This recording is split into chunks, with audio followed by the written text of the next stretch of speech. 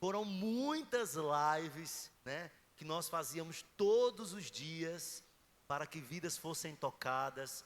E nós vimos muita salvação, pessoas sendo curadas, pessoas sendo libertas. E mais uma vez o Espírito Santo despertou isso no meu coração.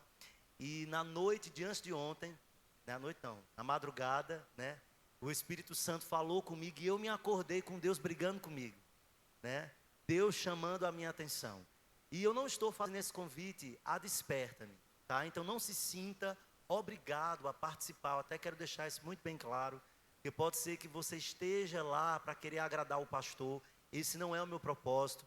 Meu propósito não é para que haja visibilidade sobre a minha vida, mas eu sei que haverão pessoas que estarão nessa live que vão ser tocadas pelo Espírito Santo. Eu creio que tem pessoas que vão ser libertas. Eu creio que vão ter pessoas que serão livres de depressão. Eu creio que Deus vai livrar pessoas da morte. E nós vamos gerar os nossos dias no Senhor. Então entenda, eu estou fazendo isso por uma obediência ao Senhor, tá? Então eu creio que desde o dia 25 ao dia 30, nós teremos a partir das 23 horas, noites preciosas, virando o próximo dia. Eu tenho certeza que vai ser incrível. E se você desejar, esteja comigo, né? Eu vou falar até igual uma pastora que me disseram ontem. Ontem eu partilhando com algumas pessoas aqui da igreja. E aí ela falou assim: pastor, tem uma pastora que diz assim: tem alguém aí ou eu estou sozinha? E aí eu falei: eu acho que eu vou olhar assim, tem alguém aí ou eu estou sozinho? Mas eu tenho certeza que se uma pessoa estiver lá, ela vai ser tocada pelo Senhor. Amém? Então sintam-se convidados. E a convidar outras pessoas, principalmente aquelas que ainda não conhecem Jesus. Eu quero que essas vidas sejam alcançadas para a glória dele somente. Amém? Você pode aplaudir Jesus? Nessa noite nós vamos receber uma palavra diretamente do coração de Deus, através da vida da pastora Andresa. Eu quero convidar a pastora Andresa aqui. E eu tenho certeza e convicção que você vai ser poderosamente edificado com a palavra do Senhor. Feche os teus olhos, vamos orar por ela, amém? Estenda suas mãos.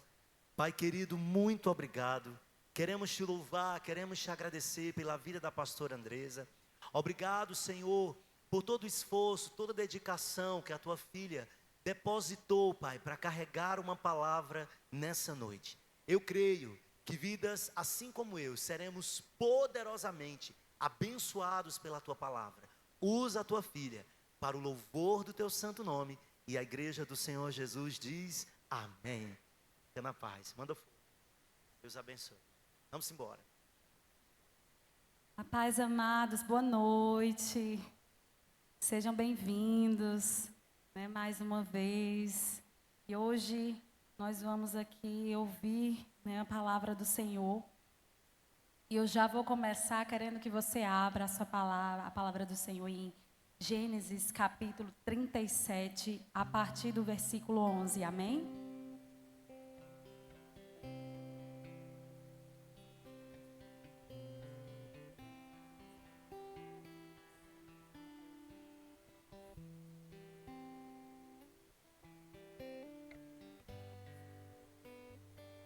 Todos abriram? É fácil, primeiro livro. Vamos ler a palavra do Senhor, amém? Jacó habitou na terra de Canaã, onde seu pai Isaque tinha vivido como estrangeiro. Esta, portanto, é a história da família de Jacó. Quando José, seu filho, tinha 17 anos, pastoreava os rebanhos de ovelhas e cabras com seus irmãos. Cooperava com os filhos de Bila e os filhos de Zilpa, mulheres de seu pai. Entretanto, José compartilhava com seu pai sobre a má fama de seus irmãos. Israel amava mais a José do que a todos seus outros filhos, porque ele era o filho da sua velhice. E mandou fazer-lhe uma túnica adornada. Seus irmãos perceberam que seu pai o amava mais do que a todos os seus outros filhos e odiaram-no. Tornaram-se tão invejosos que não conseguiam mais lhe falar de maneira amigável. Ora, José teve um sonho e o contou aos seus irmãos, que passaram a nutrir ainda mais raiva dele. José lhes havia dito: ouve o sonho que tive. Pareceu-me que estávamos atando feixes nos campos, e eis que o meu feixe se levantou e ficou em pé, e os vossos feixes o rodearam e se prostraram diante do meu feixe. Seus irmãos lhe indagaram: queres acaso governar-vos como rei, ou dominar-nos como senhor? E eles o odiaram ainda mais por causa de seus sonhos e de suas intenções. Depois José teve ainda outro sonho, e o contou deste modo a seus irmãos: tive ainda outro sonho. Desta vez, o sol e a lua e 11 estrelas se curvavam diante de mim. Assim que narrou o sonho a seu pai e seus irmãos, o pai repreendeu com estas palavras: que sonho foi esse que tivesse? Iríamos todos então, eu, a mãe de seus irmãos, e cada um deles prostrar-nos rosto em terra diante da tua presença? No mesmo instante, seus irmãos arderam em ciúmes dele. Seu pai, contudo, passou a refletir sobre o que ouvira.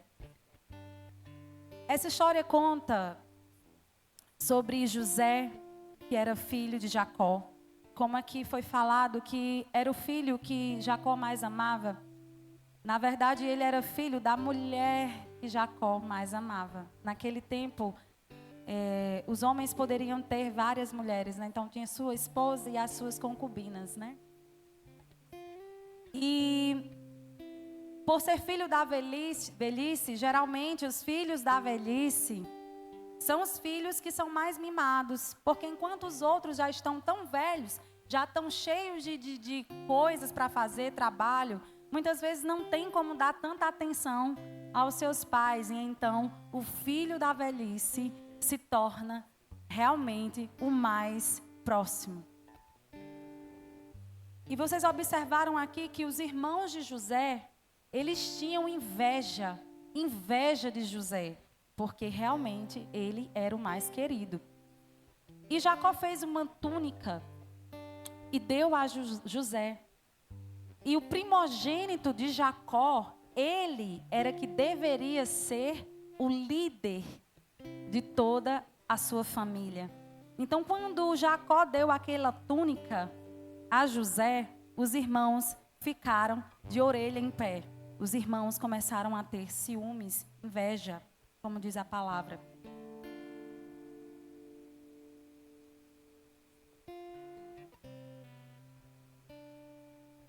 E em um certo momento, os irmãos de José, eles foram pastorear as ovelhas e José ficou em casa.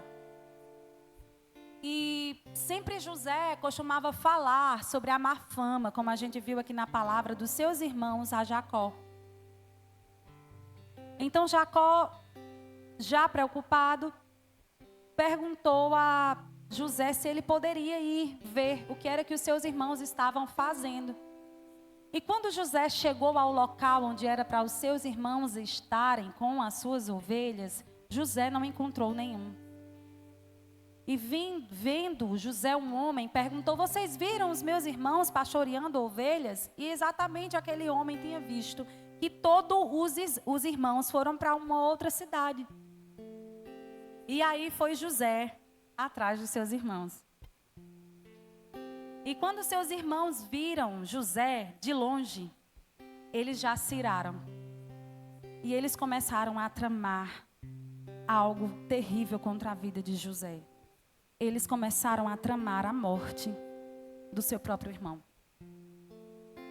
E enquanto ele se aproximava, Rúben, ele, que era um dos filhos de Jacó, ele começou a dizer: não vamos matá-lo, ele é nosso irmão, nós não vamos derramar sangue humano. E aí ele deu uma sugestão: vamos jogar José dentro de um poço? Nós jogamos ele dentro desse poço e ele vai ficar aí, como se fosse um castigo, né? E aí, Rubens, a Bíblia não conta, mas é como se ele tivesse se distanciado, ido a algum lugar. E então os irmãos sentaram, comeram e ainda estava com o seu pensamento de matar, né, José. E de repente eles avistaram mercadores vindo. E esses mercadores, eles vendiam escravos. E quando Judá, na verdade, né, quando Judá avistou aqueles mercadores, ele teve uma ideia para que seu irmão não fosse morto. Ele disse: por que nós não vendemos?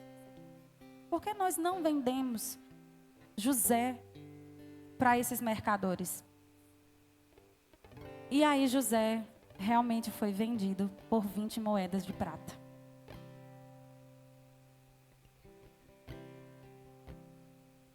E José era um homem muito temente ao Senhor e era também muito obediente ao seu pai. Era um homem íntegro. José, de todos os filhos, era o único que tinha integridade com o Senhor. E você pode me perguntar assim: poxa, ele era o único que fazia tudo certinho. Ele era o único que obedecia tudo. E o que aconteceu com ele? Ele foi jogado no poço por seus próprios irmãos. Tramaram a morte dele por causa de inveja. Foi vendido pelos seus próprios irmãos. E ainda, além de cair no poço, né, ser vendido, foi ser escravo. Quem aqui queria ser um escravo? Ninguém queria ser um escravo. E José, ele foi para a terra do Egito. E quando chegou na terra do Egito, José, ele foi vendido para Potifar, que era um homem daquela terra que governava. E ele era muito conhecido. Só que José era um homem tão íntegro que Deus abençoou José com conhecimento. E quando José começou a trabalhar na casa de Potifar, toda a casa de Potifar ficou próspera. Ele era um homem muito hábil, ele tinha muitas qualidades, ele tinha realmente a sabedoria. O Senhor abençoou José com a sabedoria. E por sua obediência, tudo realmente era abençoado. Só que aí chegou uma fase na vida de José. E você vai me olhar para mim e pode pensar: de novo? Eu não acredito que de novo. Que fase terrível ele vai viver novamente. E aconteceu algo. A mulher de Potifar se apaixonou por José. E ela queria ter relações sexuais com José.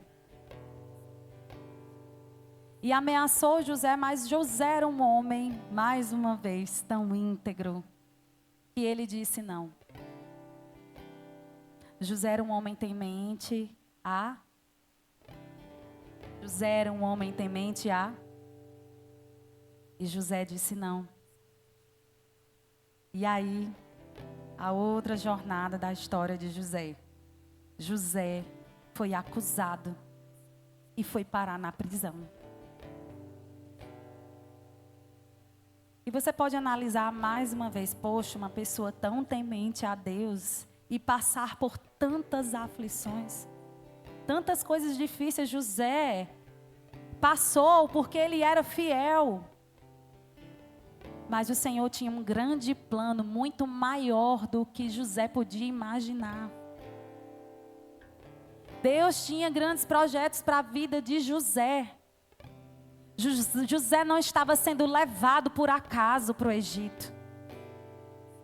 E você pode me perguntar também: poxa, por que que Deus não fez alguns dos amigos de Jacó passar por aquele poço naquele momento, perguntar por José, ou ver José dentro daquele poço? Por que que Deus não permitiu que José fosse tirado naquele momento? Porque o plano de Deus é realmente incrível. O plano de Deus é transformador para a minha vida e para a sua vida. E nós precisamos realmente confiar no Deus que nós servimos. Muitas vezes nós estamos dentro do poço e nós murmuramos. Você acha aqui que José em algum momento murmurou porque ele tinha caído no poço? Provavelmente, quando ele caiu no poço, ele estava clamando ao Senhor por socorro. Ele não tinha tempo para estar maldizendo os seus irmãos. Deus conhecia o coração de José. E Deus tirou José daquele poço. E Deus, como escravo, ele foi vendido. E foi ser também escravo de outro homem. E aconteceu o que eu lhe falei sobre a mulher de Potifar. Mas ele foi fiel. E aí foi preso de novo. Meu Deus.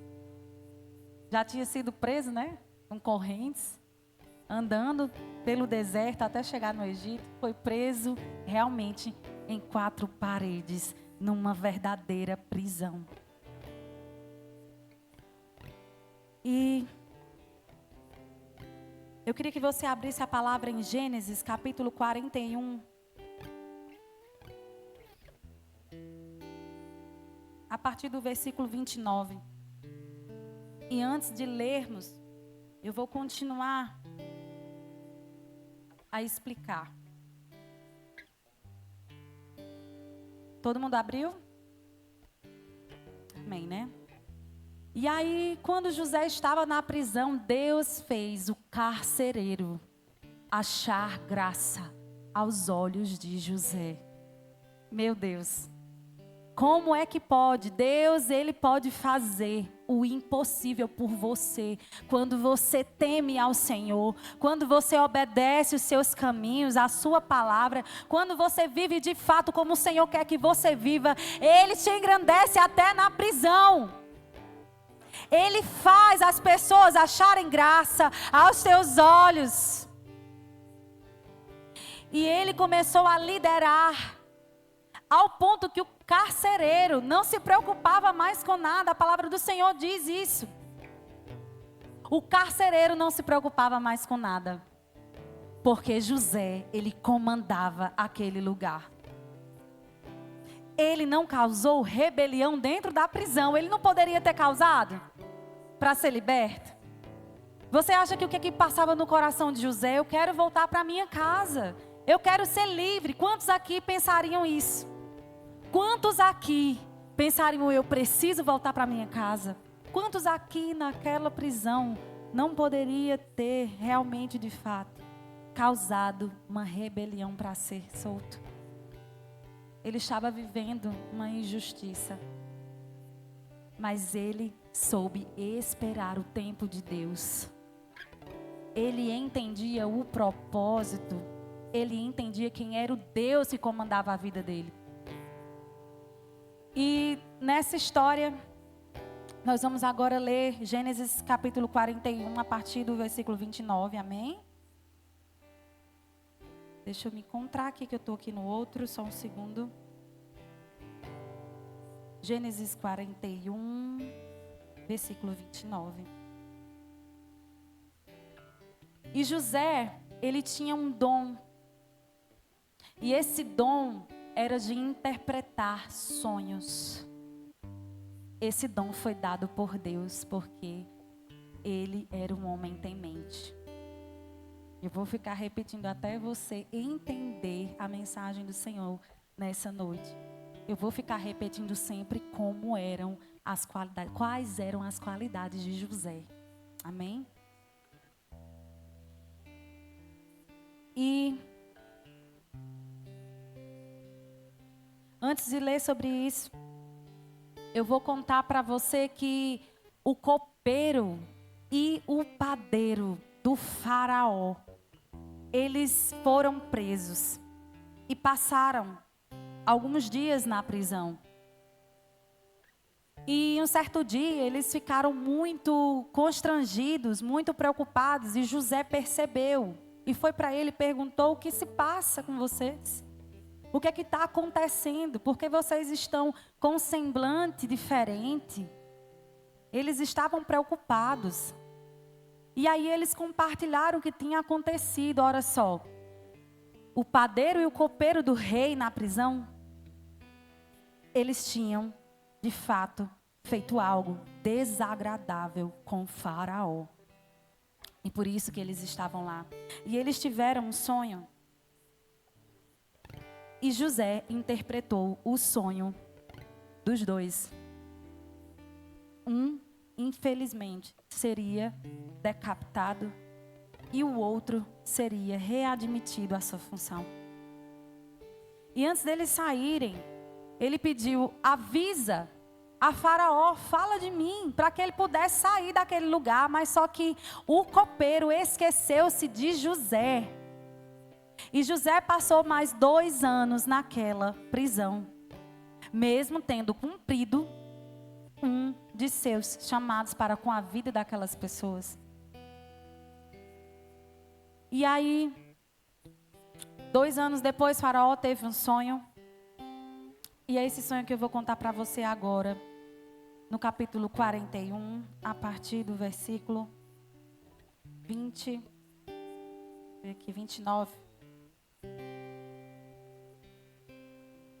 Eu já vou te contar a revelação do sonho que Deus, o próprio Deus, o Todo-Poderoso, revelou a Faraó.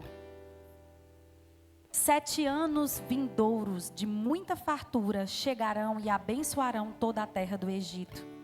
Entretanto, em seguida virão 7 anos de fome. Então, todo tempo de abastança será esquecido, porquanto a fome arruinará a terra. A fome que se abaterá depois dos bons anos será tão severa que o tempo de abundância não será mais lembrado sobre a terra. O sonho veio a Faraó 2 vezes, para deixar claro que Deus já se decidiu por assim agir e se apressa em realizar o que determinou. E concluiu José: agora, portanto, Faraó, escolha um homem inteligente e sábio e o estabeleça sobre toda a terra do Egito. Que o Faraó haja e institua funcionários, supervisores na terra para recolher 1/5 da colheita do Egito durante os próximos 7 anos de fartura. Eles deverão reunir todos os víveres que puderem desses bons anos que virão e acumular estoques de trigo que, sob o controle do Faraó, serão armazenados nas cidades. Esse estoque virá de reserva especial para os 7 anos de fome que se abaterão sobre o Egito, a fim de que a terra não seja aniquilada e o povo não morra de fome. Vocês entenderam aonde Deus colocou José? Vocês estão começando a entender? José foi e ficou diante do Faraó.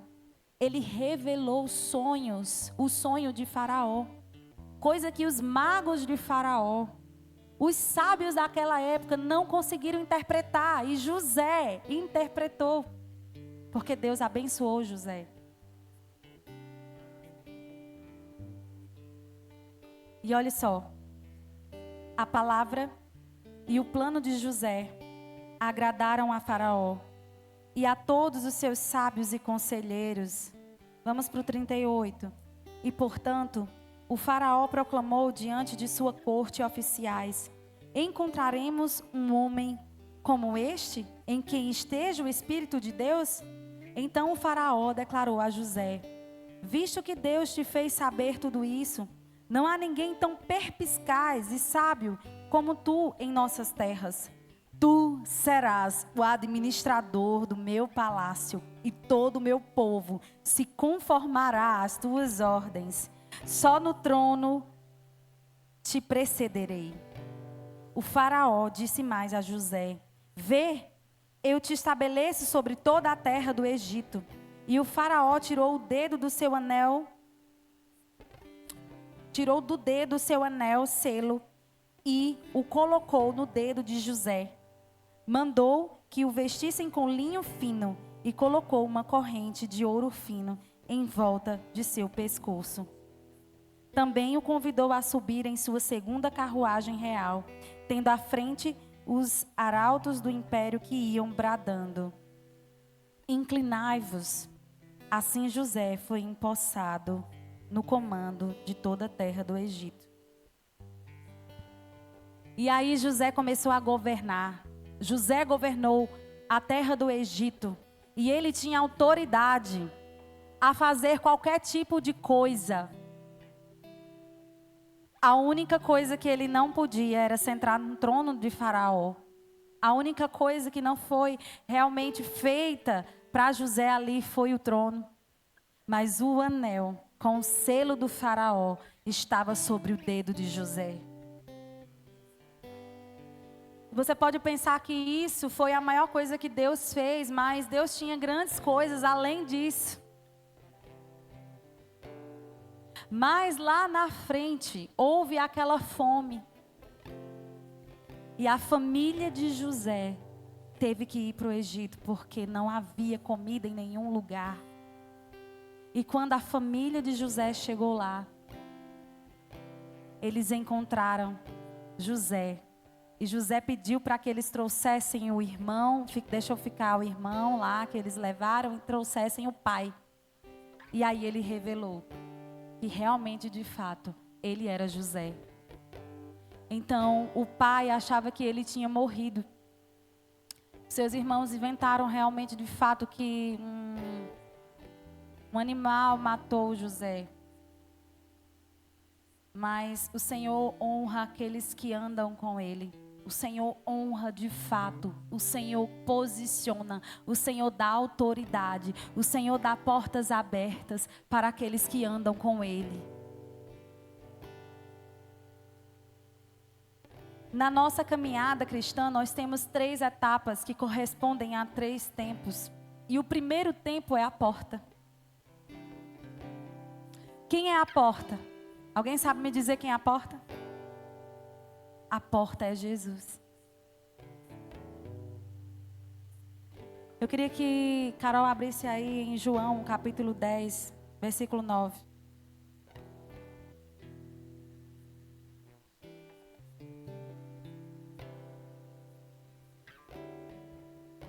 Eu sou a porta. Qualquer pessoa que entrar por mim será salva. Entrará e sairá e encontrará pastagem. Será que você pode dizer aleluia, glória a Deus? Na nossa caminhada cristã existe uma porta que nós precisamos de fato entrar. E como eu devo entrar nessa porta em Jesus, eu preciso confessar a Jesus como o único e suficiente Salvador da minha vida. Eu só posso ter a salvação, eu só posso olhar para Deus no céu se eu confessar, se eu acreditar que Jesus é o Filho de Deus, é o Cristo vivo. A partir do momento que eu declaro isso, o meu nome e o seu nome é escrito no livro da vida. Essa é a primeira etapa. E a segunda etapa é o caminho. Quem é o caminho? Quem é o caminho? Eu pensava que era tudo novo convertido. Porque ninguém falava? Muito bem, agora sim, eu sei que vocês não são. Glória a Deus. Então estamos nessa mesma caminhada. O caminho é Jesus. Ele é a porta e Ele é o caminho. Eu queria que Carol abrisse em João, capítulo 14, versículo 6. Assegurou-lhes Jesus: eu sou o caminho, a verdade e a vida. Ninguém vem ao Pai senão por mim. Aleluia, glória a Deus.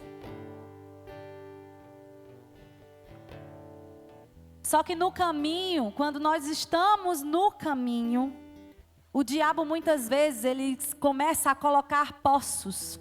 Sabe o poço que os irmãos de José colocaram lá para José? Não foi os irmãos de José não, foi o diabo mesmo. Usando eles. Nós precisamos diferenciar as coisas. Não deixar o nosso coração se corromper. José não deixou o seu coração se corromper com ira contra os seus irmãos. Ele entendia que aquilo realmente, de fato, era o inimigo das suas almas. E o diabo, ele planeja poços. Ele cava poços durante a tua caminhada com Jesus. Você está no caminho e de repente você não vê um poço lá, um poço seco, sem água, e você cai. E quando você está dentro desse poço, você olha e pensa, meu Deus, como eu vou sair daqui? Você não sabe como você vai sair daquele poço. Mas o Senhor vai arrumar um jeito de te tirar. Se de fato você crê que Ele vai te tirar, Ele te tira desse poço.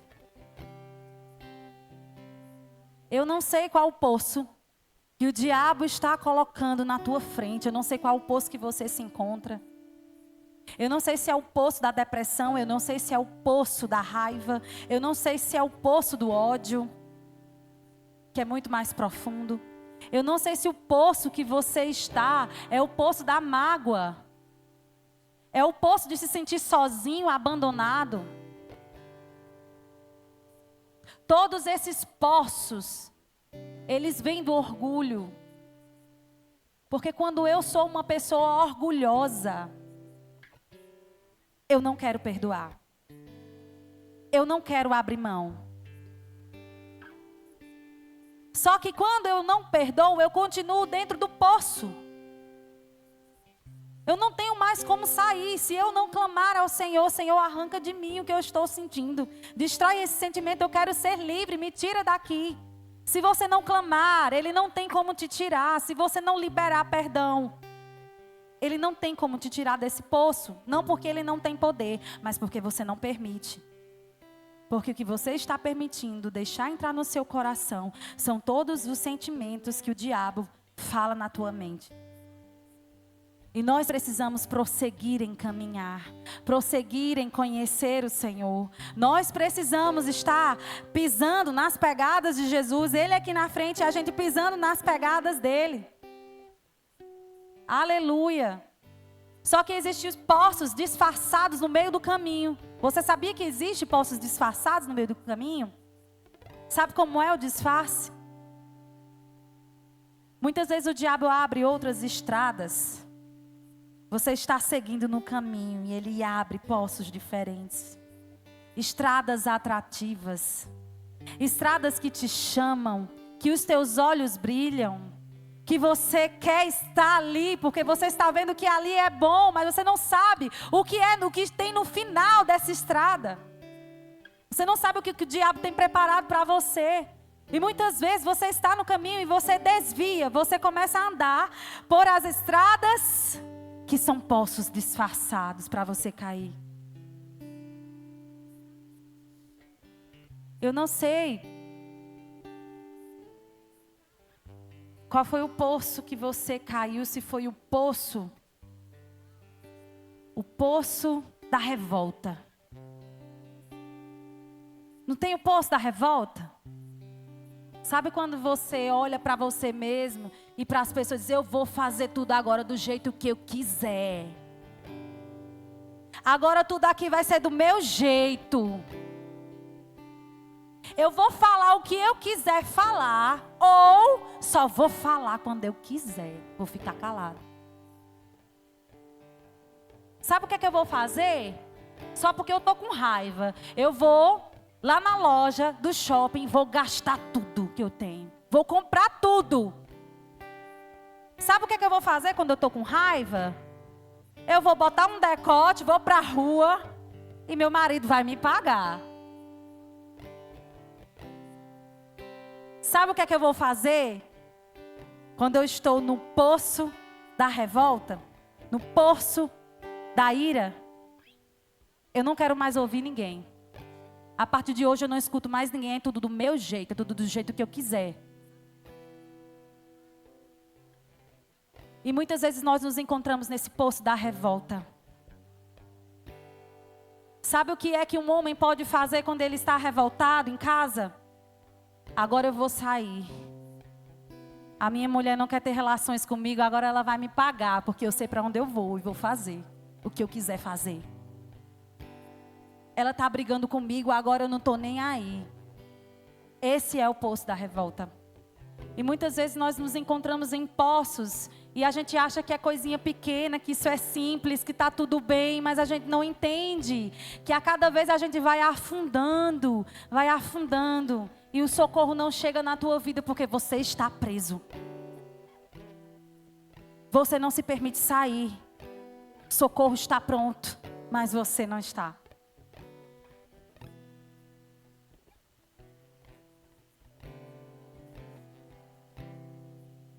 Quantos poços desses o inimigo da sua alma tem cavado contra você? Uma vez ele cavou um poço para mim. E ele usou uma profeta para falar assim: a sua cova está cavada. Mas hoje o Senhor, Ele tira, Ele destrói essa cova. Ele joga terra nessa cova. O Senhor tem poder para te tirar dessa cova que você se encontra. Eu não sei se você está realmente dentro de uma cova. Não é mais um poço, é uma cova. Mas o Senhor tem poder para te tirar.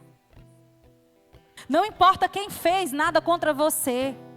Ele tem poder para te tirar. É só você clamar. É só você crer que Ele pode fazer. Crer nele. Ele é a salvação.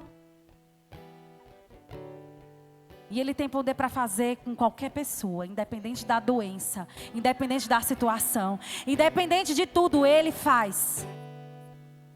Ele arranca pessoas do cativeiro do inimigo. Porque o diabo não tem nem a chave mais da sua própria casa. Você sabia disso? Que a Bíblia diz que Ele tomou a chave do inferno?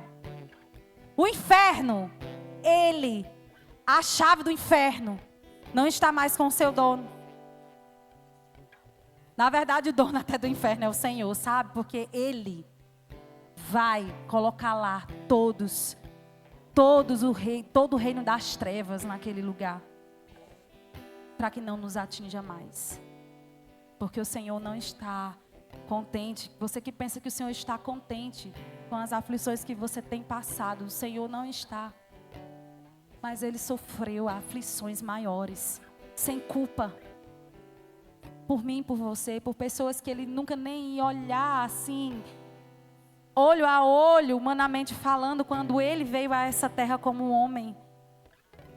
Mas Ele fez uma oração ao Pai, ao meu favor e ao seu favor, às gerações que viriam e que iam crer que Ele era o Filho de Deus. E que se tornariam filhos de Deus. Porque as pessoas que nunca confessaram Jesus, elas são criaturas. Eu fui um dia criatura, mas quando eu levantei a minha mão e disse: Senhor Jesus Cristo, eu acredito que você, Jesus, é o Filho de Deus, que veio, que morreu numa cruz por minha vida. Eu creio que tu és o Cristo. A partir daquele momento, como eu falei, o meu nome foi escrito no livro da vida e eu passei a ser filha. As pessoas precisam entender que não é uma religião. O confessar pode ser na frente de qualquer pessoa, pode ser numa rua, pode ser em qualquer lugar. O que importa é você confessar, é você abrir sua boca e falar que você crê que Jesus é o Filho do Deus vivo, que Ele é o verdadeiro Cristo. Você precisa ter seu nome escrito no livro da vida.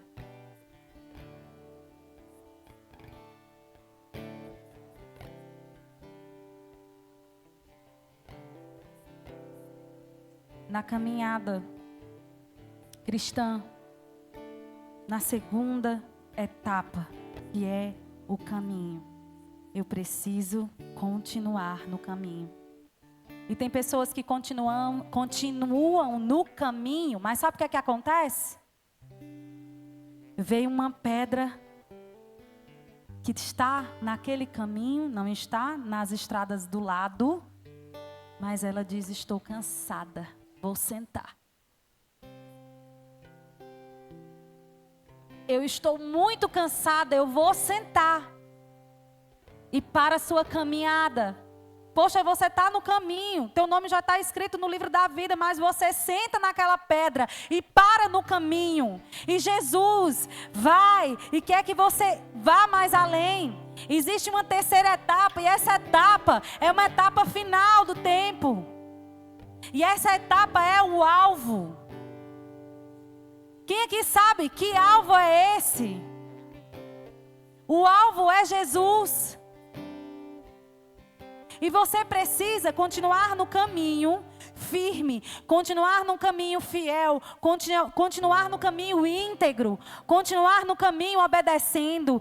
E a primeira coisa é se arrependendo, porque nós vamos falhar, nós vamos pecar, mas eu preciso me arrepender e pedir perdão ao Senhor por aquilo que eu fiz, e eu continuo no caminho. Eu preciso perseverar no caminho. Porque vai chegar o tempo onde aquele que é a porta, aquele que é o caminho e aquele que é o alvo, no tempo vai descer. Ele vem buscar a sua noiva, a sua igreja, os seus filhos. Ele vem buscar aqueles que querem andar com Ele. Ele vem buscar. E quando Ele vier, nós precisamos estar preparados. Nós não podemos estar dentro dos poços. Independente de que poço seja, eu não sei qual é o pecado que você comete, que você pratica, ou aquele pecado que sempre te persegue, eu não sei o que é, mas você precisa sair desse poço. Porque se você não sair e você continuar caminhando na vontade do Senhor, você não vai chegar no palácio como José chegou. José saiu de uma família que não tinha tantas riquezas como de um rei. José passou por muitas aflições. Ele foi enganado, traído, humilhado. Ele foi colocado numa prisão. Ele foi acusado por uma mulher antes disso. Levantaram um falso horrível contra José.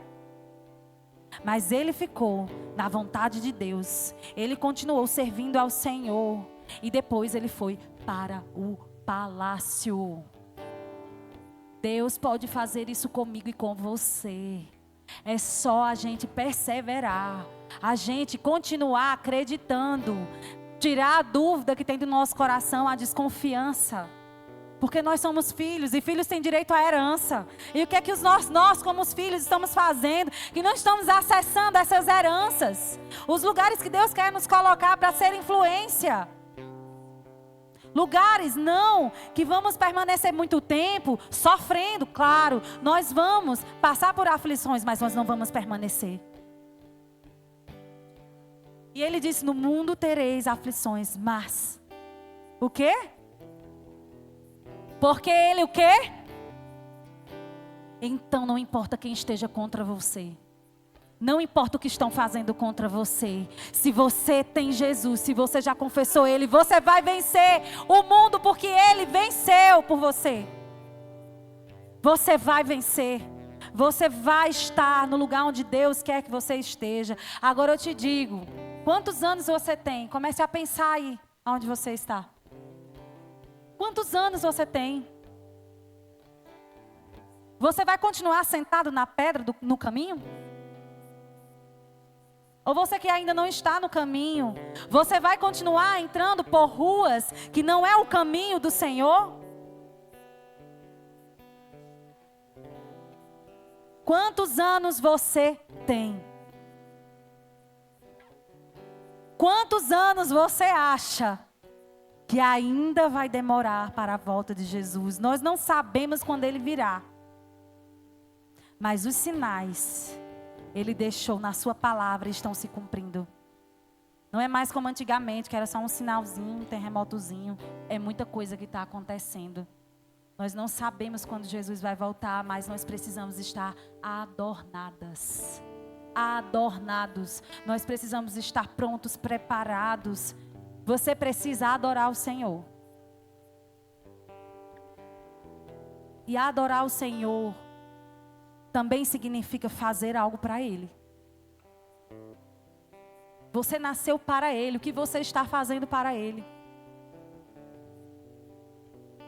Você não nasceu só para ficar lá no seu trabalho, trabalhando, não. Você nasceu por um trabalho mais importante, que é a obra do Pai. Foi para isso que você nasceu. O que você está fazendo para Ele?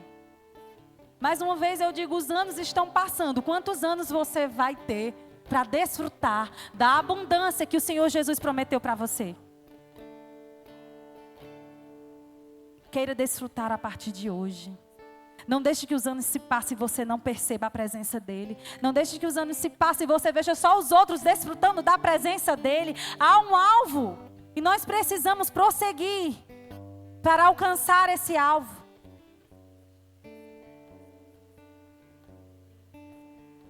Por favor, abra em Hebreus, capítulo 12, versículo 2. Nós vamos ler a parte A.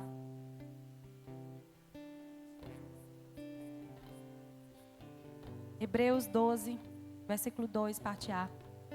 Preste bem atenção como é que eu e você temos que fazer.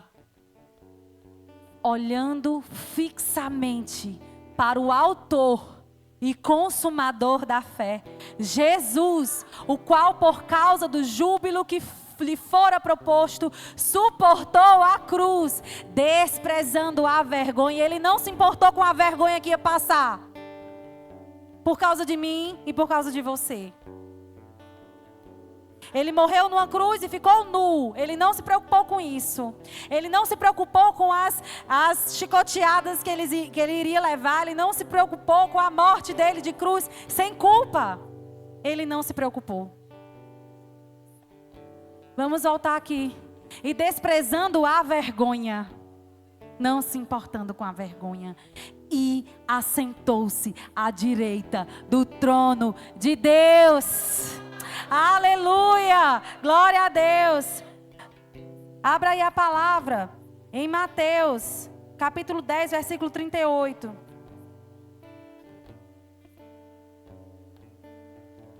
E aquele que não toma a sua cruz e não me segue, isso é Jesus falando para mim e para você.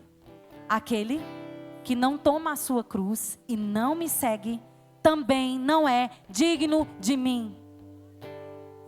Próximo versículo. Olha só isso aqui.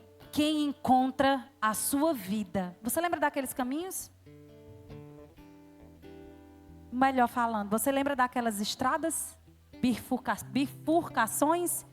Nós estávamos no caminho que era Jesus e vinha bifurcações. Preste bem atenção. Quem encontra a sua vida, a perderá. Mas quem perde a vida por minha causa, a achará.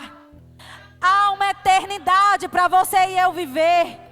Existem 2 lugares que nós temos que decidir ir. Você quer decidir ir para a glória com o Pai ou você quer decidir ir para outro lugar? Há 2 lugares para você decidir. E há um só caminho que é a verdade e que vai te levar à vida. É Jesus, é por meio dele. Não adianta só crer em Deus sem crer em Jesus. Jesus é o passaporte. Jesus é a chave. Jesus é o que vai te levar. É o teu acesso. Abre em Romanos, capítulo 8, versículo 18.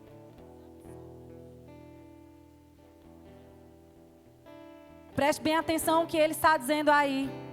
Estou absolutamente convencido de que os nossos sofrimentos do presente, preste atenção, os sofrimentos do presente não podem ser comparados com a glória que em nós será revelada. O que você está passando aqui no presente, ou até mesmo o que você vai passar enquanto você estiver aqui nessa terra, não vai se comparar à alegria que será revelada na glória, quando você estiver com Ele. Lá não haverá aflições, não haverá doenças, não haverá inimizades, não haverá dor. O que nós passamos aqui é passageiro. Você pode pensar, meu Deus, eu não aguento mais o que é que eu estou passando, o que eu estou passando. Eu vou me matar, eu vou acabar com minha vida porque eu não suporto mais. Ei, quantas coisas você já viveu e já passou? E você está vivo até hoje. Isso vai passar. Isso vai passar. Se você clamar por Jesus, se você viver uma vida com Jesus, você vai sair desse poço da morte. Você vai sair de qualquer poço. Então você precisa perseverar e entender que há uma glória para você, há um lugar para você, mas é você que vai decidir se você quer ir para lá ou não. Persevere, porque o Senhor, Ele é o guarda de Israel. O Senhor, Ele te protege com as sombras das asas dEle. O Senhor é o leão da tribo de Judá que corre para abocanhar a presa que quer vir contra você. Ele é o teu defensor. E não há quem possa contra o braço forte do Senhor. Não há quem possa contra o braço forte do Senhor. Ninguém pode te tocar para te destruir. Porque você é filha, você é filho. E se você não se considerar, você precisa de fato participar daquele momento onde o Senhor te pergunta: você crê que eu, Jesus Cristo, sou filho de Deus? O Senhor te pergunta nessa noite: você crê que Jesus Cristo é o Filho de Deus? Aqueles que creem respondam: vocês creem que Jesus Cristo é o Filho de Deus? Vocês creem que Ele é o Cristo que foi enviado pelo próprio Deus para nascer aqui nessa terra, mas Ele já existia no princípio? Ele já existia, só que Ele veio à terra para nascer aqui, para se identificar conosco, para que o sacrifício que fosse feito fosse válido, para nós não sermos mais escravos do diabo, mas sermos filhos dele, e o diabo não mais brincar conosco. Jesus Cristo é o Filho de Deus. Ele veio aqui. Você crê que Ele veio aqui e que Ele morreu numa cruz por você? Aqueles que acreditam, digam: vocês creem? Pois esse é o Jesus que vai bradar por você. Esse é o Jesus que vai destruir com o diabo que te persegue. E você precisa fazer parte do reino dele. Você precisa entender e querer fazer parte do reino vencedor. Há um reino vencedor e é o reino de Jesus Cristo. E eu vou seguir o reino vencedor. E você? Você vai caminhar com o Senhor Jesus? Aleluia. Eu queria que abrissem Filipenses capítulo 3, versículo 13 e 14.